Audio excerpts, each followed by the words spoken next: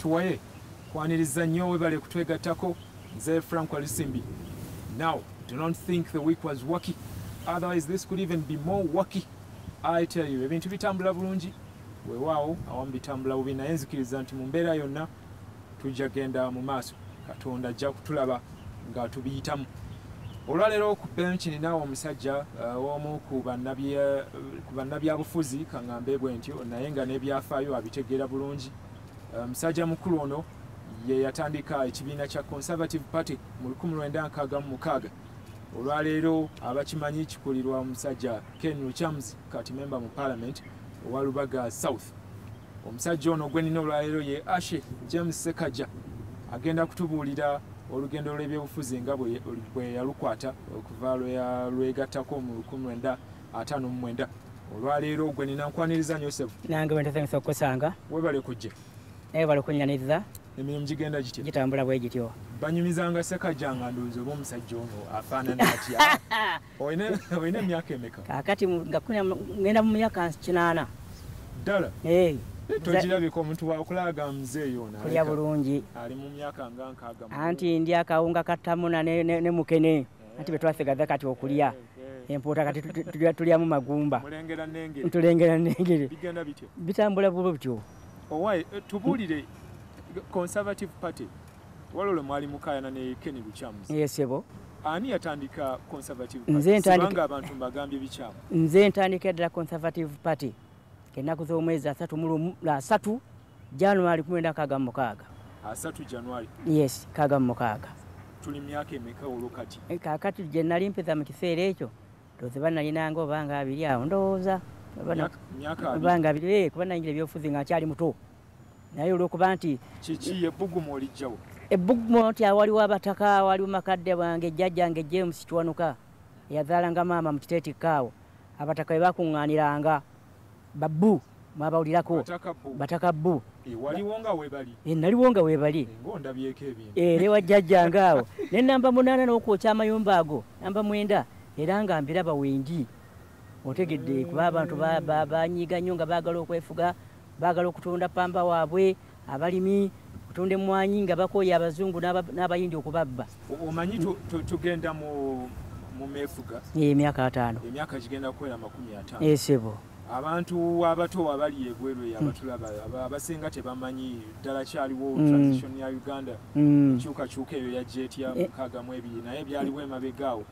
Abantu bangamba baagala nnyo okubitegeera naye before CPN ogitandise nga wali muto. Bano abaliwo kye bava tebakulabawo. Ekyava batandabawo naye neera twabutamanya bwabwe kubanga nze kennyini nze abamu nze nabatuusa ne mbuyinza nga Luchamzi singa saalinze oyo Keni singa saalinze yandibadde tagiraki.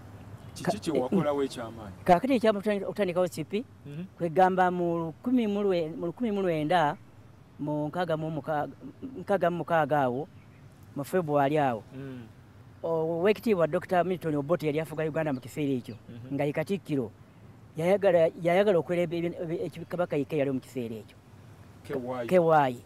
Kaakati bw'agenda okwera Kewaayi olw'okubanga nze mbiseera bembegako mu mwaka gwa 59 nze omu ku basajja abaalwana okufuga kwa Uganda nga tulwanyisa Abangereza.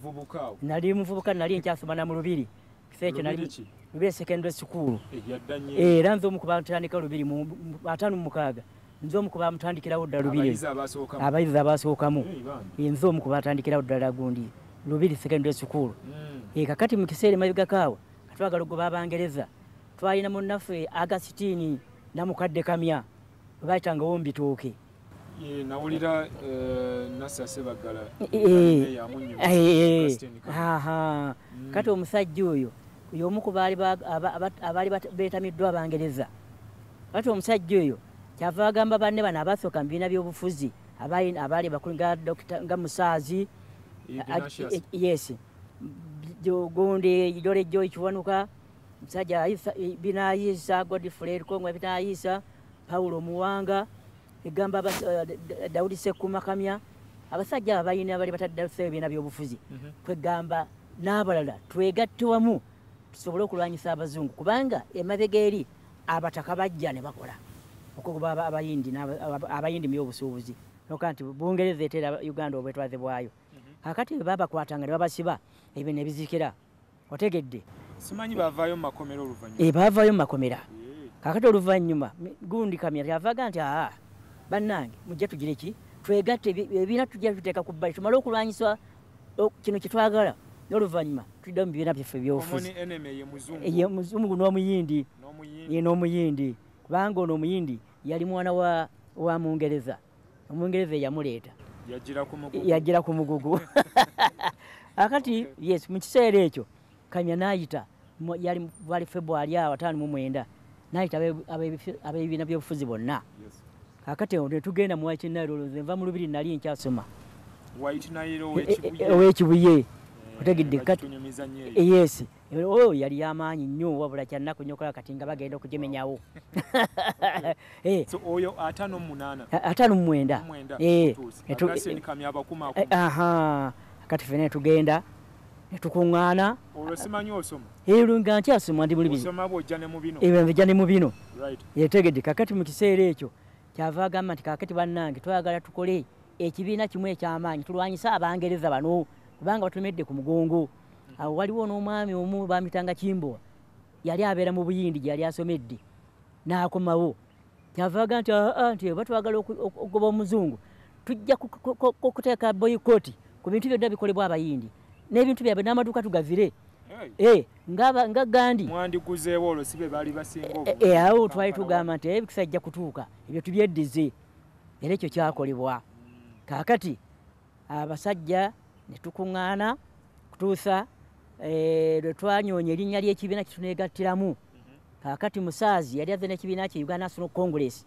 kyekyali ekibiina kye kyeyagiramu yes omugenzi Eridad Muliira najja Progressive Party kyekyali ekibiina kye najja n'abantu be kaakati gundi Daudi Seku Makamya yali akulembera Uganda Labour Party kaakati Godfrey Kongwa Binaayisa najja United National Party kyono kyali kyabannamateeka baloya era kyekyalimu negundi bwekitiibwa Joseph Mayanja Nkanji otegere ekyo ekyali ekibiina kye kyeyatandikawo mu nkaaga otegedde kakati mu kiseera ekyo netukola ekibiina kimu ekyatibwanga Uganda National Movement ekiba kyamaanyi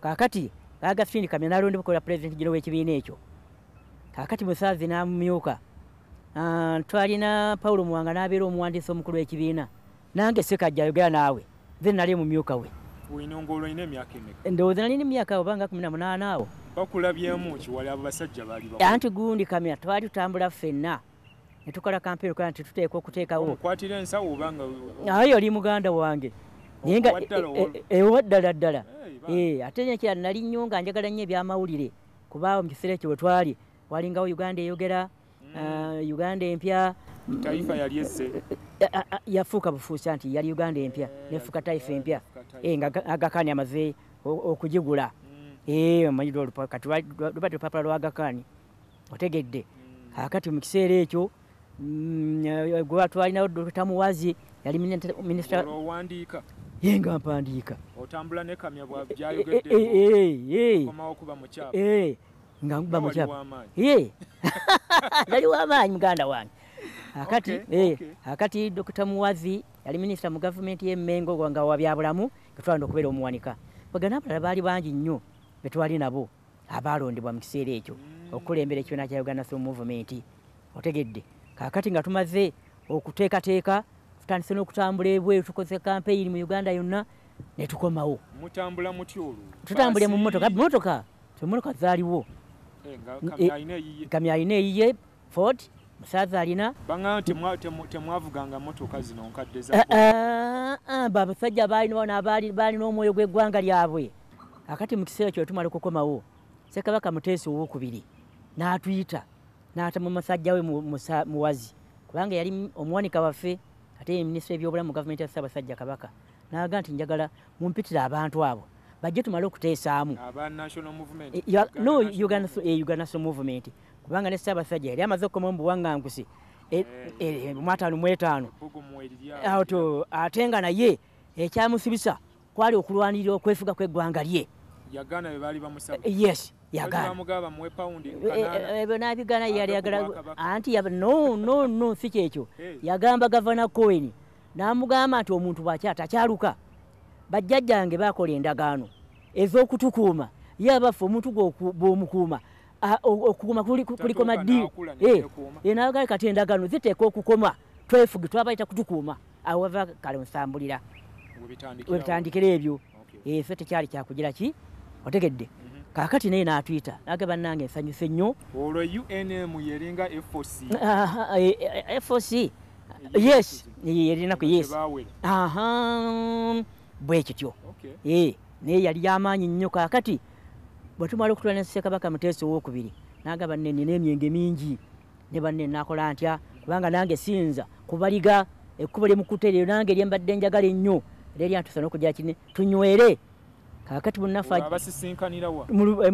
mu lubiri lw'Emmengo Emmengo mu makaage kaakati munnaffe gundi bamuyitanga Aji Busungu Kasirye sajja yali w'amaanyi nnyo kyavaaga nti Ssaabasajja ffe tetukuganye kunywa myenge gyo naye ggwe onolaba kyogira ki kyokola n'aga nti no kyenja okukola sinza kwawukana emyenge n'agikuba mu lubiri n'agiwa abantu be ne baginywa gyonna etandise olwo n'aga nti nja kunywa mwenge muganda byonna agigobye byonna bamugobye era yo ensonga ku Tonto era yo ensonga emu lwaki Governor Cohen yanyigira nnyo Kabaka ne gavumenti y'Emmengo ennyo era kyova olaba nti obutagula gavumenti ya Uganda yasala ku gavumenti ya Ssaabasajja Kabaka miliyoni 5 mu kiseera ekyo ze yalinga egy'okukola emirimu wakiwulirako kaakati Abaganda olw'omutima gwe baalina nga baagala Kabaka waabwe n'eggwanga lyabwe nga boolaba kaakati Abaganda bakumujja Kabaka awo booleriza omuntu alifuga Uganda wano ateekwa okwagala nnyo Kabaka ne Uganda ne Buganda neetegereza kati mu kiseera ekyo gundi gavana kyava asala miliyoni 5 ku Buganda yazisalako naye ojja kutubulira ekyaddako nja kubabula ekyaddako yes kaakati enti Abaganda awo ne basonda ssente emyezi 3 nawulirako nti basonda n'ezapangisa ennyonyi myezi 3 ne bamusonda miliyoni 5 ne bazizaawo tukyagenda maaso netuwaye ndi ne James Ssekajja musajja mukulu eyatandikawo ekibiina kya Conservative Party mu 1966 atunyumiza ebimu ku byaliwo nga Uganda ebuzaayo akaseera katono yeefuge mu 1962 katukomewo